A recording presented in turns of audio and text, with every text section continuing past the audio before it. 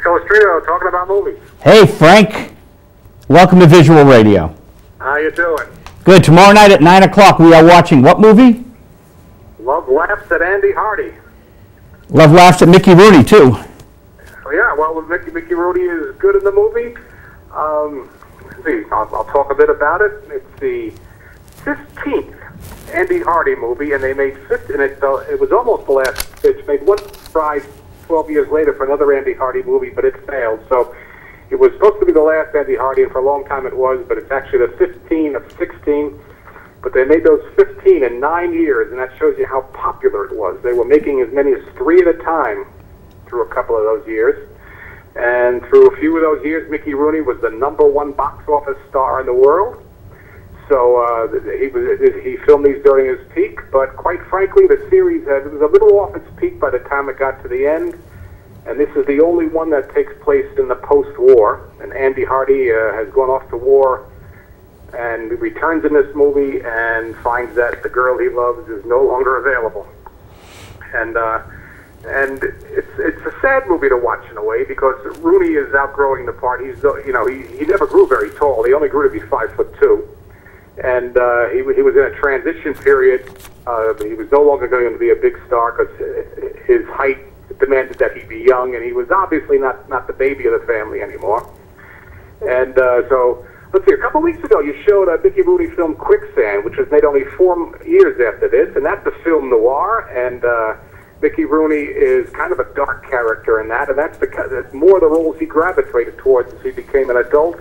So this is almost his farewell to the youthful, ebullient young guys he played for about a decade, and that made him a big star, and he was transitioning to a character actor, and that's not quite clear here because this movie is a little off balance.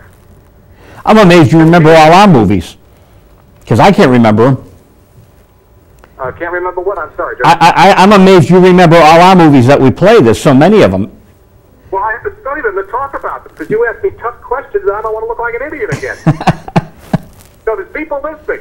There are. And we've got a good viewing audience for the movie show. That's good. You will be showing precious few MGM movies, and I had no idea this was in the public domain, because MGM, like any big studio, protects its stuff, but they must have forgotten to renew the copyright back in the days when copyrights had to be renewed, so I guess it fell into the public domain. But it's, when you show the opening credits, unless you have a different print than I looked at, it'll clearly show MGM on there. And MGM is going through an awkward period. MGM was the glamour factory of the 30s.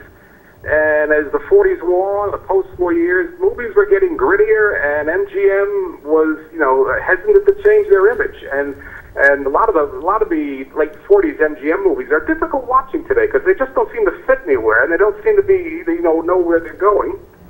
And ironically, the best movie of 1946 has almost the same plot as this 1946 movie, and that's Best Years of Our Lives, where Dana Andrew comes home and finds out his wife has been playing around on him, and it's about the difficulties of coming home after being at war and fitting back in and all that. And that's basically the same what Mickey Rooney goes through in this movie. Andy Hardy doesn't know where to fit in, and his girl has broken his heart. And it's much better done in the Best Years of Our Lives than in this one. So it's I recommend it more as a historical piece. There is Mickey Rooney's 5'2".